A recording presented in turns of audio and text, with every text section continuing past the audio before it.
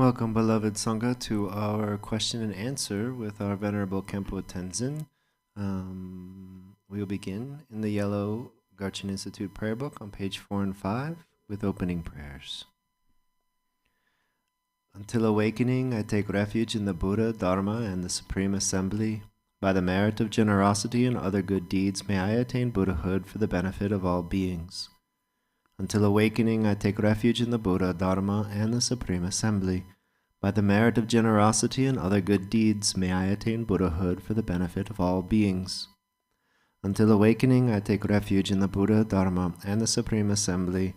By the merit of generosity and other good deeds, may I attain Buddhahood for the benefit of all beings. May all mother sentient beings, limitless as space, have happiness and the causes of happiness. May they be free from suffering and the causes of suffering. May they not be separated from the happiness that is free from sorrow. May they rest in equanimity, free from attachment and aversion. May all mother sentient beings, limitless as space, have happiness and the causes of happiness. May they be free from suffering and the causes of suffering. May they not be separated from the happiness that is free from sorrow. May they rest in equanimity, free from attachment and aversion. May all mother sentient beings, limitless as space, have happiness and the causes of happiness. May they be free from suffering and the causes of suffering. May they not be separated from the happiness which is free from sorrow. May they rest in equanimity, free from attachment and aversion.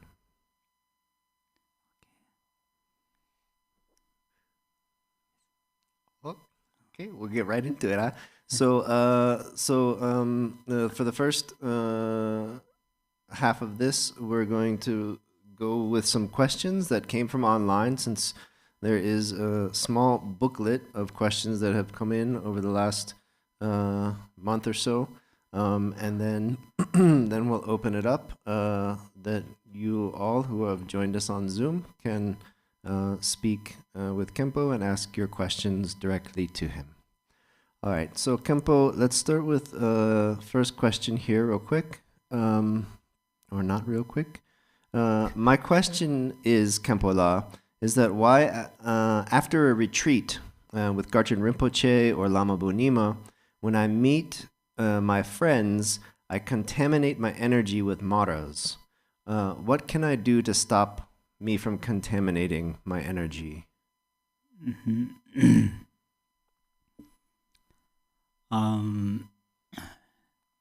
Actually, first, thank you so much for joining, and I deeply rejoice and happy to talk and share Dharma with you all.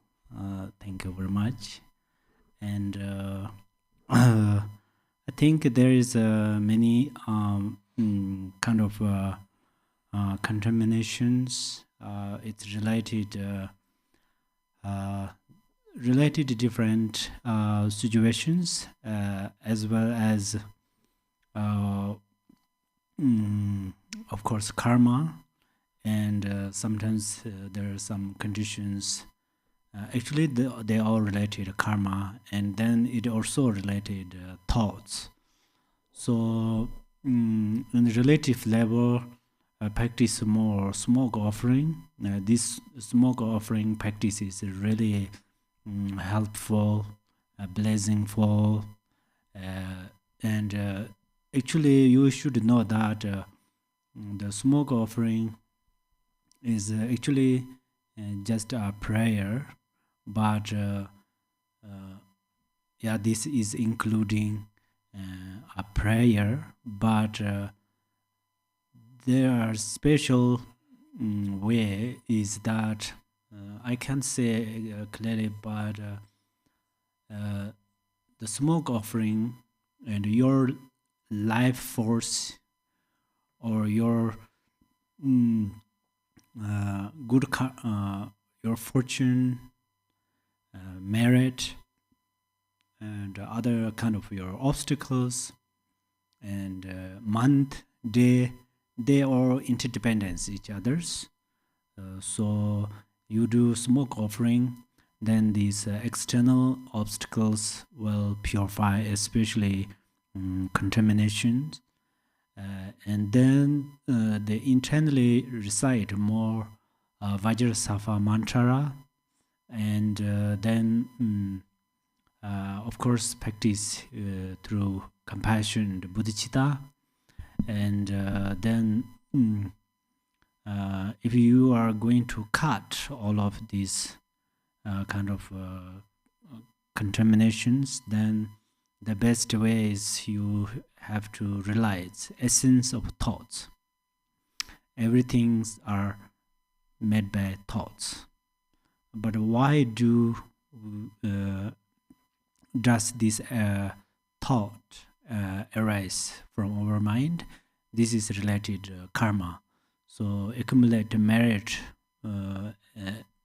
as much as possible, and then externally do more to remove this, recite more smoke offering and world peace prayer and so forth. Then for purify inner obscurations of these things, recite Vajrasattva mantra with compassion and loving kindness. Thank you, Khenpo.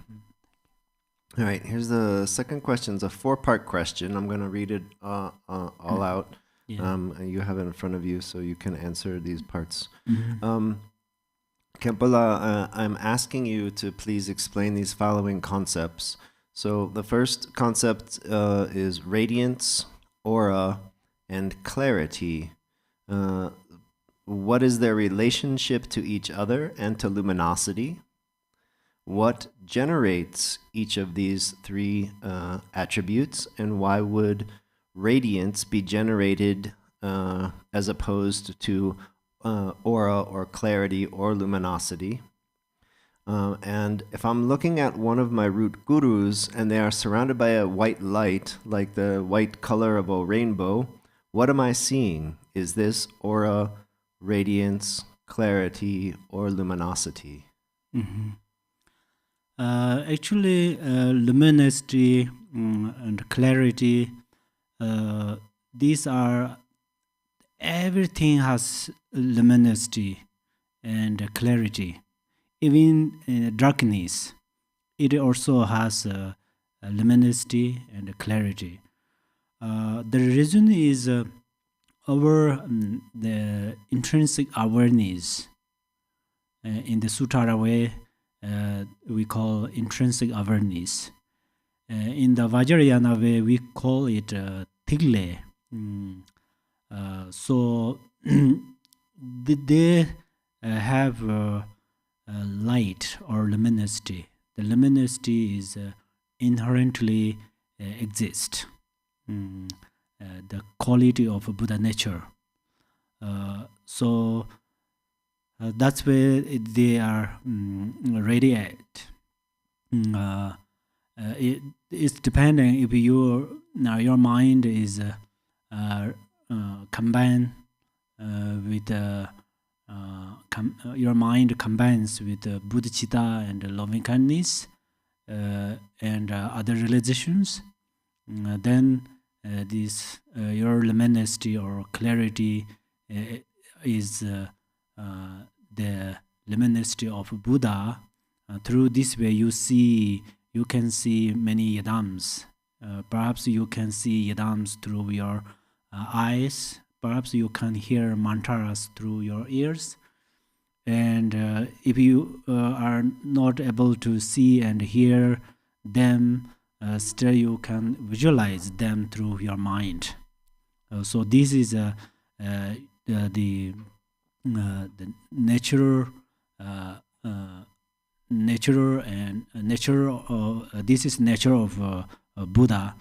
But then sometimes there is a different kind of aura and clarity and so on.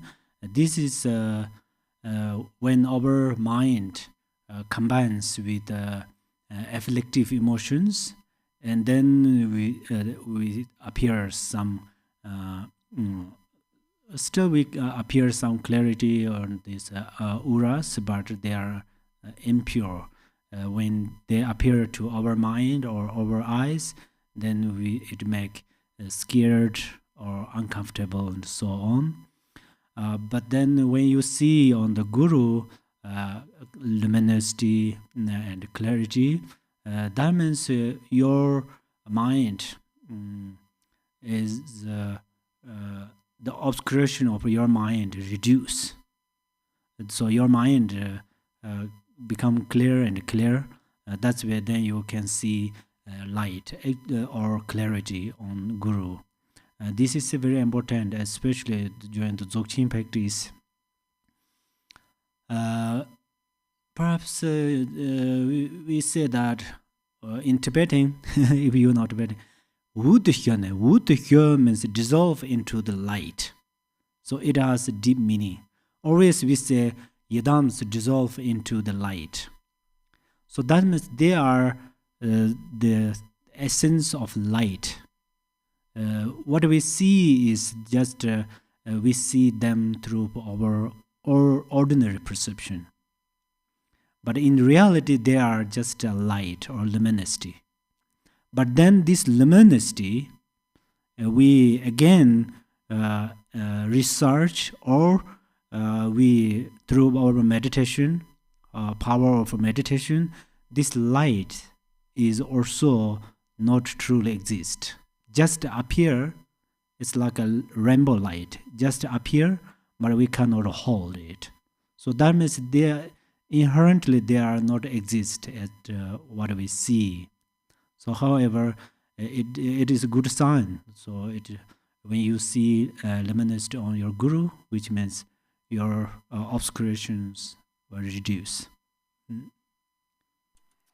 Thank you, Khenpo. Okay, so we're going to combine the next two questions because they kind of seem to talk about the same thing. So you mentioned in a previous question and answer session that it's very important to have a teacher that you can meet face to face with and ask questions and receive guidance from. You were quoted and you said that you can't fully attain enlightenment without a teacher or guru to guide you and to instruct you. So the question is, since I live in Australia, do I need to find a teacher in Australia, in the place that I live, in Sydney? I have searched and searched for 30 years, and the question is it my karma in this lifetime not to have a face-to-face teacher? And can I still send questions arising from teachings and readings? And then the next question goes along the same way, that considering that I live in an isolated place and far away from other things, how can I find such a teacher and ask for guidance and advice on any particular practice? Oh, yes. Guru Pema Sambhava said that time is not change, because we said degenerated time, yes. So Guru Pema Sambhava said time does not change, but people's mind change. So that's where then time changes.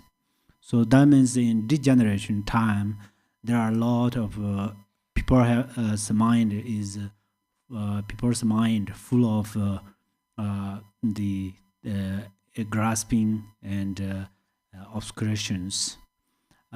So then we say we call it degenerate time. But in degenerate time, something appears. These are Buddha's activities. So I cannot say all the electricities are Buddha's activities. I mean, I can say, but there are some have to more explain through this way. But right now we are talk Dharma through live stream. This is Buddha's activity. So what is my answer? You're right. From Australia, if you are going to search a guru, then it's not easy.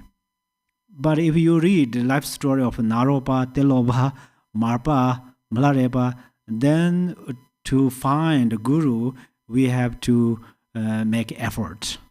But in other way, still we can find a guru. So through live streaming, live stream, you found a guru, you listen teachings, receive empowerments.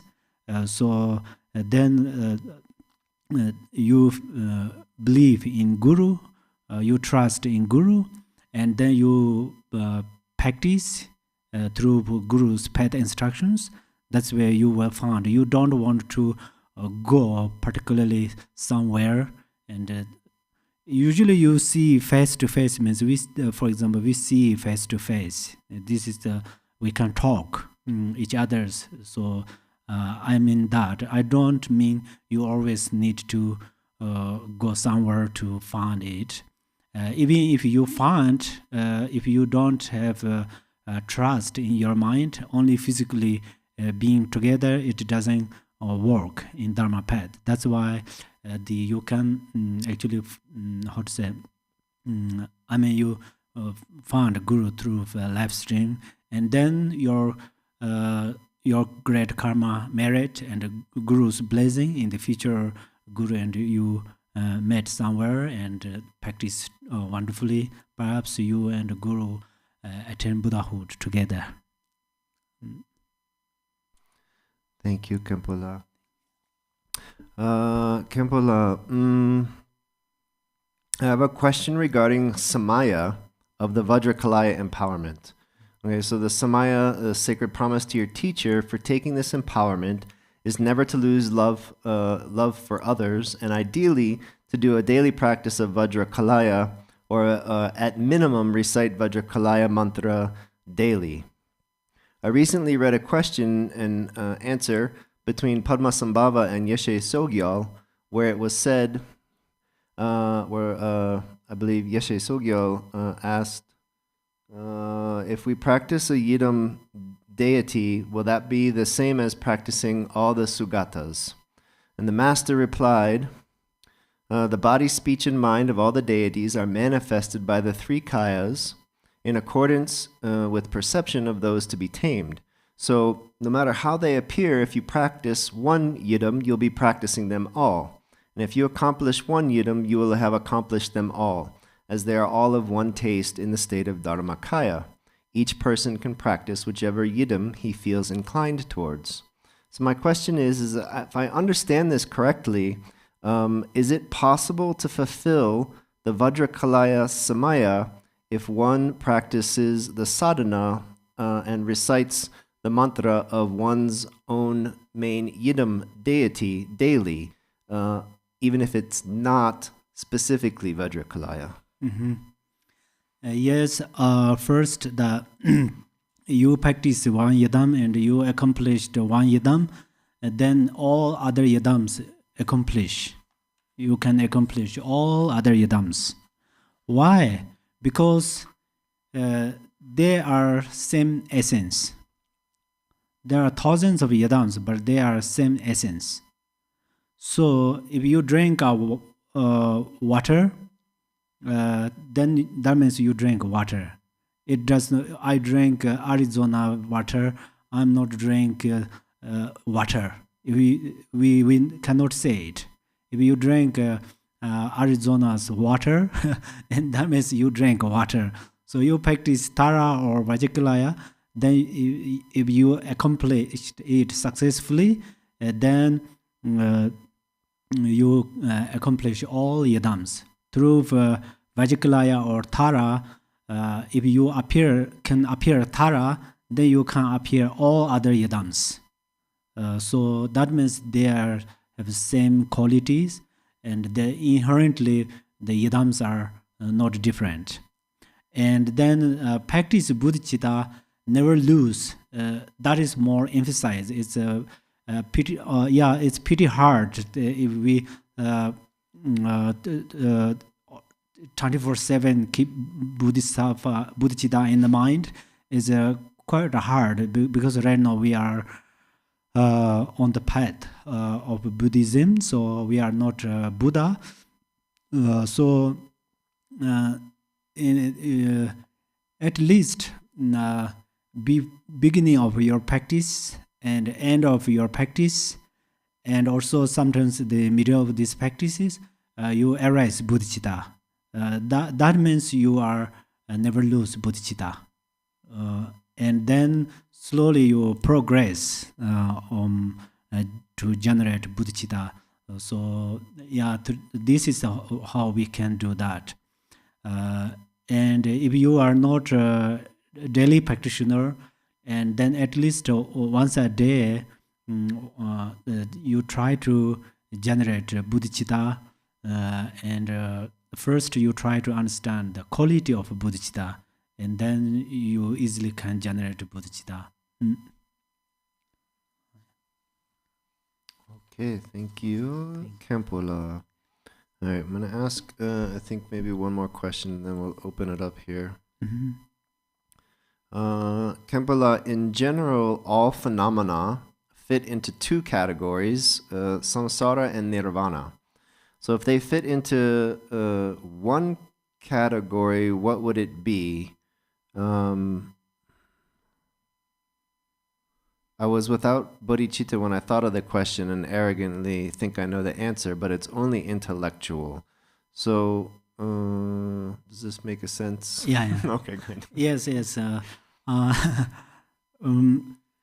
This is very good. Actually, you reflected on there. So, the samsara and nirvana union, then you thought there is another object. So, union means samsara. Right now we are samsaric beings. That's when nirvana dissolve into the samsara. So that's why we cannot see nirvana. But when you become Arya, or when you become like a Bodhisattva or Buddha, at that time samsara dissolve into nirvana. So when you will become Bodhisattva, still you see those mother thinking beings and their activities, but you see those mother beings and their activities are illusory. So samsara, and there is not third things beyond the samsara and the nirvana. So samsara and the nirvana dissolve or become non-duality. At that time you are on the dharmakaya stage. Actually your mind is on the stage of dharmakaya. So this is the real mahamudara. And then at that time you have nothing. But nothing, right now I can say only nothing, but at that time that is not real nothing. So that is the non-duality. As in the Heart Sutta says, form is emptiness, emptiness is form. So emptiness is a form, that means we can appear something, but whatever we appears, they are not truly exist. So however, there is not third thing between the samsara and nirvana after they dissolve each others. So it is like an empty space. There's nothing. But it's very good you reflected on there. When we practice Dharma, we have three responsibilities. Listening the Dharma, listening Dharma, reflect on Dharma, meditate on Dharma. So don't think it's some mistake. This is not mistake. Okay. Okay. Thank you, Khenpo. Reading these questions, the next one actually deals directly with your talk last Tuesday, so I'm going to ask this one before we open up again. And this will be the last one before we get to the live questions. So, Khenpo, in your lecture last Tuesday on the Jewel Ornament of Liberation, you were talking about compassion. You talked about how the lamas go to India and beg for food and alms, and were saying how this provides opportunity for the poor people with so little to share to give to the lama, and so that the subject or the poor person is generating compassion for themselves by giving to the lama. And this is how it worked for anyone, that myself, the subject or the deity or the yidam, would generate compassion to someone or something. And you made the statement that my compassion is developed by your kindness. Could you please say a few words about how to understand this concept? How does my compassion get developed by myself doing nothing but allowing someone else to show me a kindness? It seems that the one who is showing the kindness would be developing that compassion. I am actually doing nothing, so that they, in other words, they would be the generator of compassion, and I would be receiving that compassion. I do not understand how doing nothing helps me generate compassion. Even how I currently understand how bodhisattvas work is that the bodhisattvas generate whatever compassion is needed for whoever is receiving it. Could you please explain how the quote that my compassion is developed by others' kindness works? Yes, actually, when you generate compassion to others, and if you think, oh, I generate compassion to all mother thinking beings, and then if you keep pride, then you generate compassion to others. This is a virtue. But after you arise pride, then it's non-virtue. So that's where you mixed virtue and non-virtue. And when you generate compassion to others, and you think I'm so grateful for all mother thinking beings. Without you, I cannot generate compassion. If you think, then you consecrated another energy, merit. You consecrated merit into your compassion. That's where your virtues become very powerful. So then when you generate compassion all beings, definitely it benefits for others. Actually, what is the meaning of benefit? In simply Tibetan word, pin yun. During the lunchtime, Rinpoche, we just talked about that. Pin yun, Rinpoche told me, pin means we benefit to others. Yun means receive something to you. So everything's are related, karma and interdependence. That's where if we give something, it definitely receive something.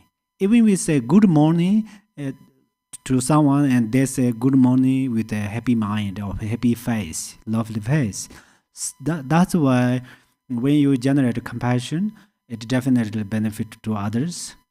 And another example is if you are a nurse, you have salary, but you take care to the patients. They pay money for the medicine and everything. But through your activities, it benefits to those patients. But then behind there, you receive more salaries. So it mutual benefit. Through the action of compassion and bodhicitta, the result is always merit. Results are merit.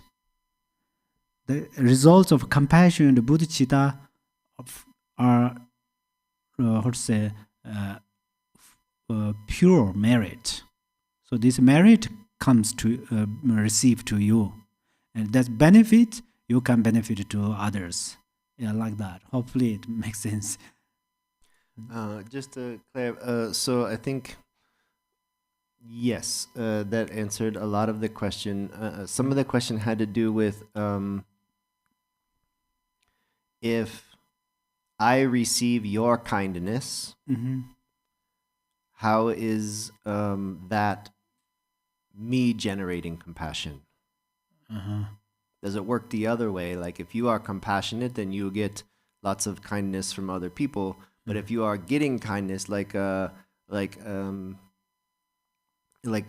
you are a lama in India begging for alms, and some poor person gives lama kindness by giving food, then that lama is generating compassion by receiving from the poor person. Yeah, that time your compassion is also not a very simple compassion, not only for the sake of this food, yeah. And also you did not say, may you get nice food, delicious food. You receive food, the kindness of these poor people, and then you dedicate that. You said it's like a business. Actually, when we sell something, we sell expensive for expensive. Yeah, we receive lots of money, but it's a little different when you generate compassion to other beings. For example, you bring this brought the example. If you receive food from a poor family, and then you generate bodhicitta, compassion, and then you dedicate that, may this family attain Buddhahood. So that's where actually you think this, I'm so grateful this poor family. That means you have good habits, or how to say, you are a good behavior. But you dedicate amazing merit for those families. But those families give you a very small thing, maybe one bowl of food, or they give you a lunch or dinner. But you pay for this not only for $10 or $20. You pay them great merit. What is that? You said, through this merit, may you attain Buddhahood. So, however, you pay wonderful things. So, actually, they are grateful, but according to your dedication, then these others' merit are pretty simple. But we don't want to ignore this merit are simple or something. Actually, it's related practitioners. If I am, for example, I went to visited a family, and they gave me food, and they think, oh, he is a Buddha, he is a Bodhisattva, and or Yadam deities. Through this way, even especially they know themselves and I and food are non-duality. Through this way, they give me just one bowl of food, and I think, oh, of course, I am a teacher, so I need, of course, if I think like that, through this motivation, I take it. I have a very small merit, and these who givers has a wonderful merit. But the givers give me a bowl. Oh, he is a monk or he is a teacher. That's why I gave it, and I think, oh, through this merit, then all mother sentient beings attain Buddhahood or something. I generate great compassion, bodhicitta. Then my merit is become greater than that. So it's depending with, I think, individually. Yeah. Perfect. Thank you. Thank you for explaining that a little deeper. That was wonderful.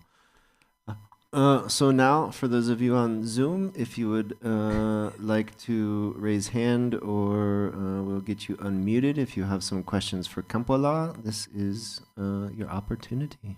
Yes.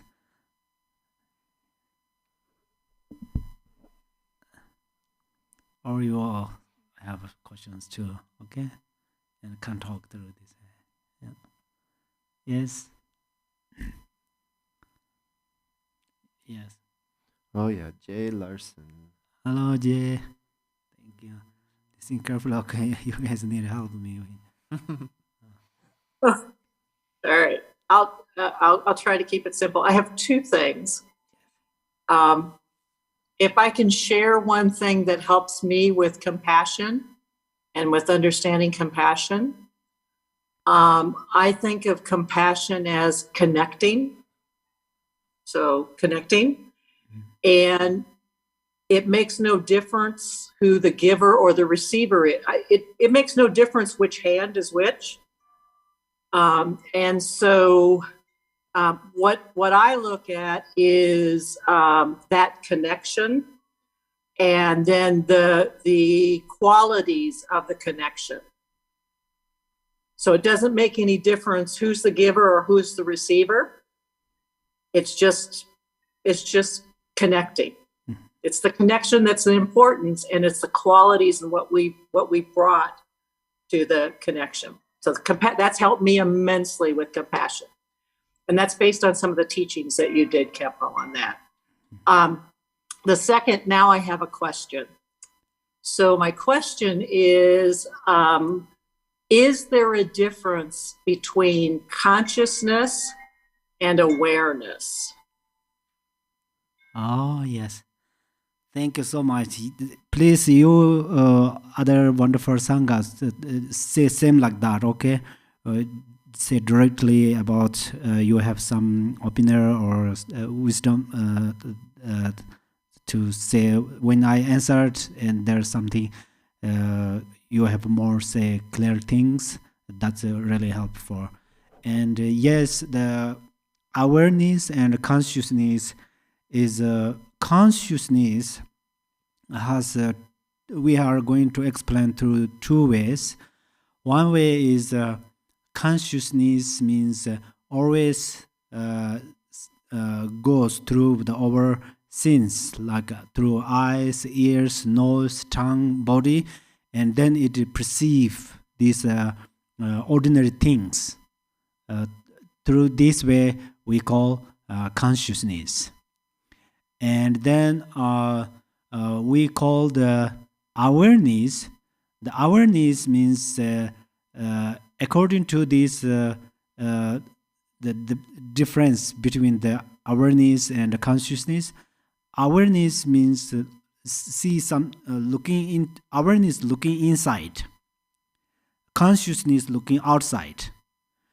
But there are amazing things. Awareness looking inside, but see outside. The outside, it sees outside things. But how to see the outside things is the outside things are emptiness. Because it sees mind is emptiness.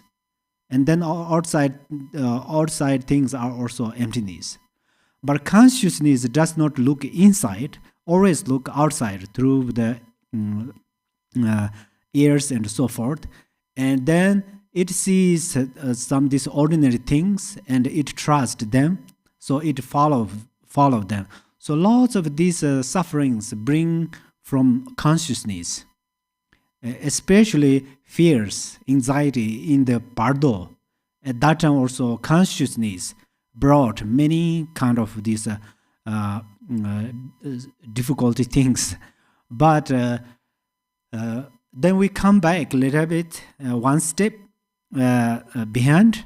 Then consciousness and awareness are same essence. But consciousness is ordinary perception. When we realize the essence of consciousness, then consciousness is also intrinsic awareness. So the difference things is the awareness is the realization of emptiness and non-duality, and consciousness means to see these grocery things. So the difference is like that. So when you gave me when you talked to me and said for me to leave things out there, to leave things out, not to bring them in, was that to leave it out with consciousness? Was that to help separate consciousness and awareness? Yes, actually, consciousness and awareness are like one thing, like my hand. So my hand project this way, that part we call consciousness. But this hand come this way, and we call awareness. Okay. Awareness. So generally we say consciousness.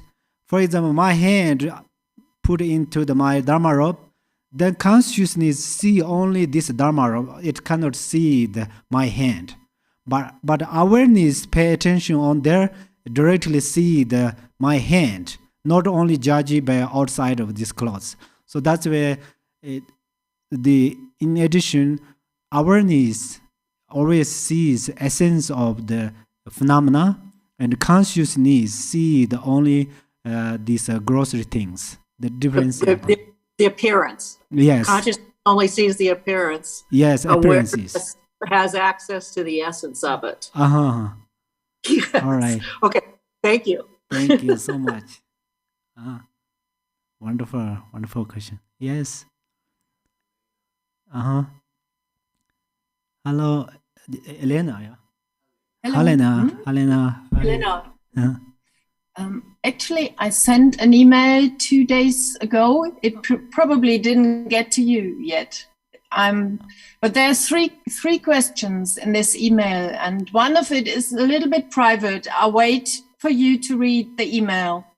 But the other two is when we feel we have the connection, the mental connection with the guru, then do we take this as absolutely real?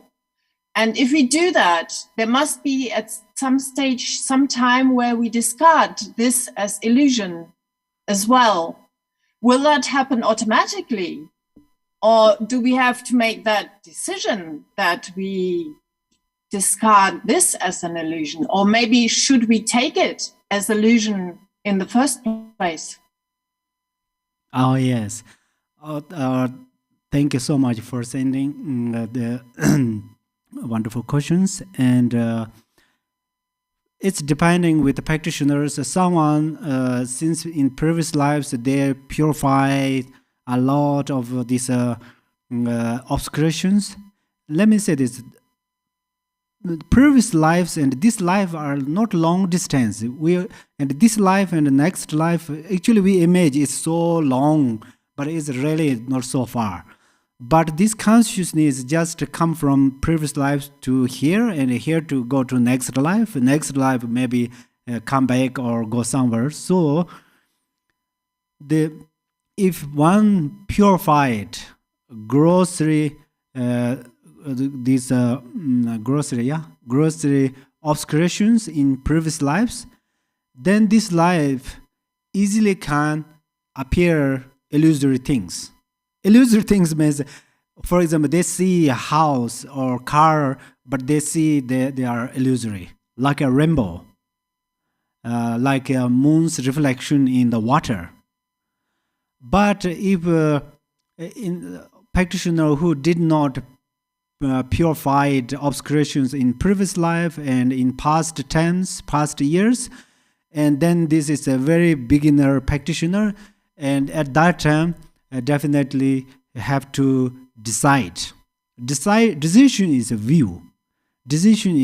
So decided that everything's are illusory, but it's quite hard to imagine everything are illusory or illusion, and then bring more examples, bring dreams, and there are many examples like a rainbow, and when you squeeze your eyes, then you see two moons or two people.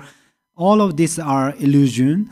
That's whatever we see. Even when we look directly on the one person, and then we scan from head to the feet, or we say there's one person, but then the eyes, ears, nose, and lips, if we separate everything, there is no a person. So that means illusion. That means our mind perceive that, but this is not real.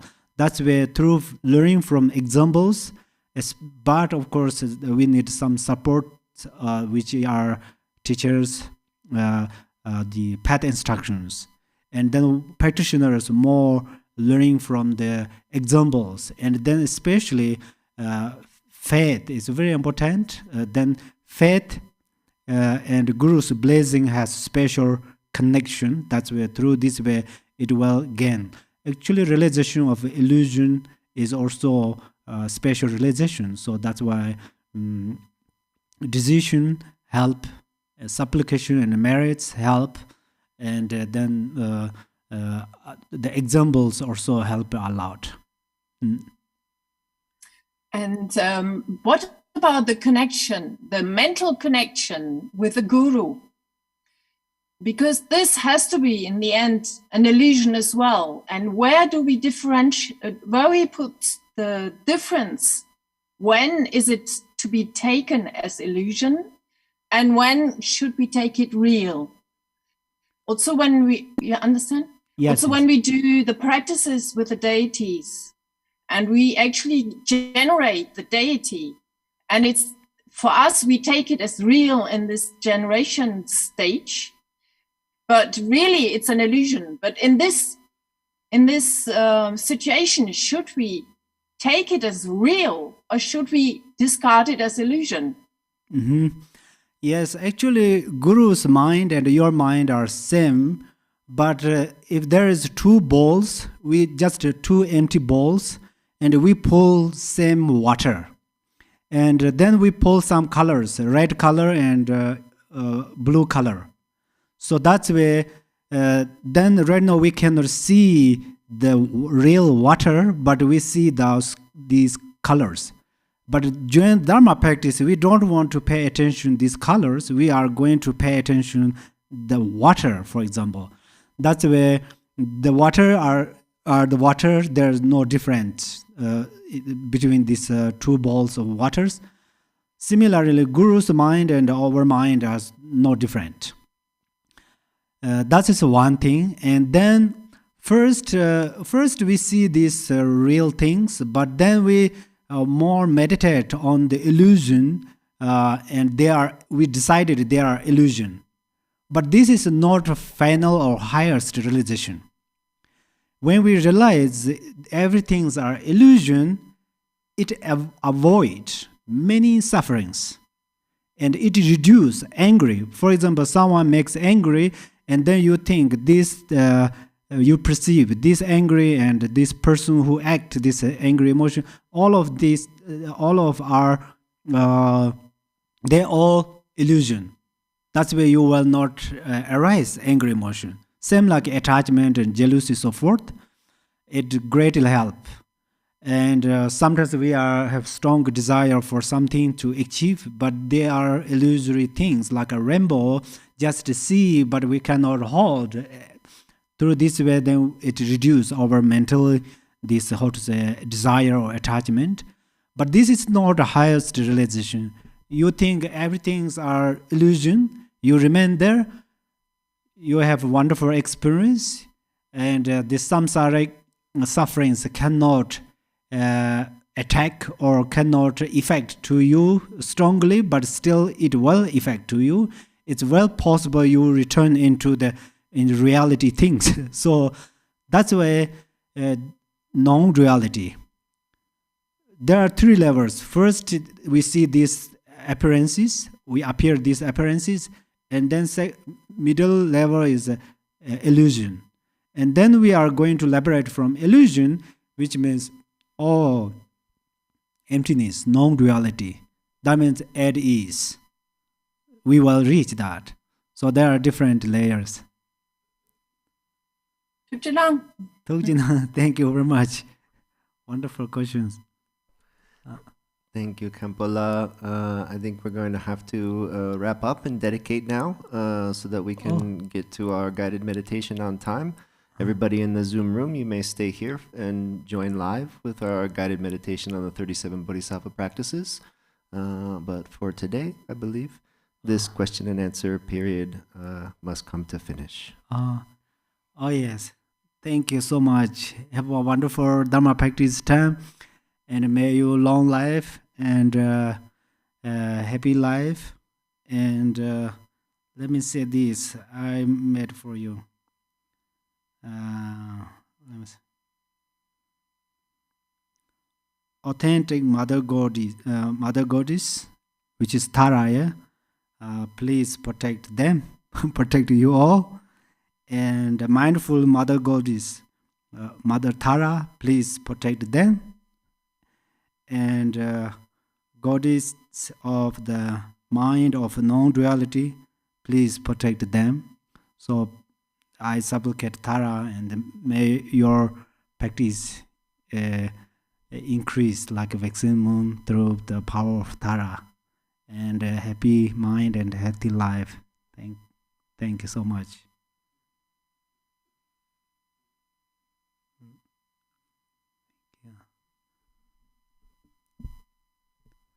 Oh yeah, thank you so much for joining.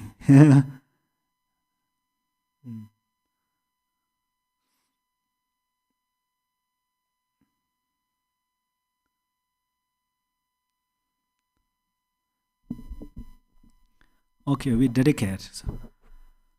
Generate bodhicitta together. Chancho semjo rinpo che ma je ba nam je jor je ba nyam ba me ba yang kone konde be war jo. May bodhicitta, the precious and supreme mind, arise in whom it has not yet arisen. Where it has arisen, may it not decline, but ever increase higher and higher.